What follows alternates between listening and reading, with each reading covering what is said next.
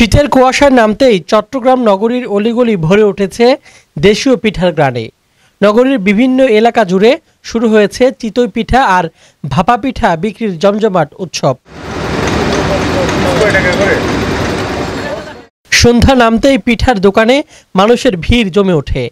কেউ গরম গরম চিতই পিঠা কিনে বাড়িতে নিয়ে যাচ্ছেন, আবার কেউ দোকানের সামনে বসেই উপভোগ করছেন শীতের এই ঐতিহ্যবাহী স্বাদ। শীতকালে অবশ্যই খেতে খুব ভালো লাগে, ঠান্ডার মধ্যে একটু গরম গরম বাবা পিঠা হলে আর অবশ্যই ভালো হয়। বিভিন্ন ধরনের শুটকি আছে, শুটকি ভর্তা আছে, সরিষা ভর্তা, কাঁচামরিচ ভর্তা, বিভিন্ন প্রকারের ভর্তা দিয়া বিক্রি করে। ফিস 10 টাকা।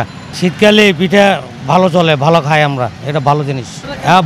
বন হচ্ছে এটাতে কোনো মেডিসিন নাই, কোনো খারাপ জিনিস নাই, পরিষ্কার ভালো সুস্বাদু খাবার। ভাপা পিঠার ভাপ ওঠা সুগন্ধ আর চিতই পিঠার নরম স্ট্রাকচার ক্রেতাদের টানছে প্রতিদিন। শীতের শুরুতেই এই পিঠা উৎসব যেন এখন চট্টগ্রামের এক অবিচ্ছেদ্য সংস্কৃতি। লটকা শুটকি, ময়লা শুটকি, তারপর বাসতে শুটকি, চেপা শুটকি, রিরা শুটকি, তারপরে আপনার সরিষা ভর্তা, বাহার পাতার ভর্তা, কাঁচামরিচের ভর্তা। শীতের আমেজ আর দেশীয় খাবারের আনন্দে জমে উঠেছে চট্টগ্রামের পিঠা বাজার। যতদিন শীত বাড়বে ততই বাড়বে পিঠার এই উৎসব।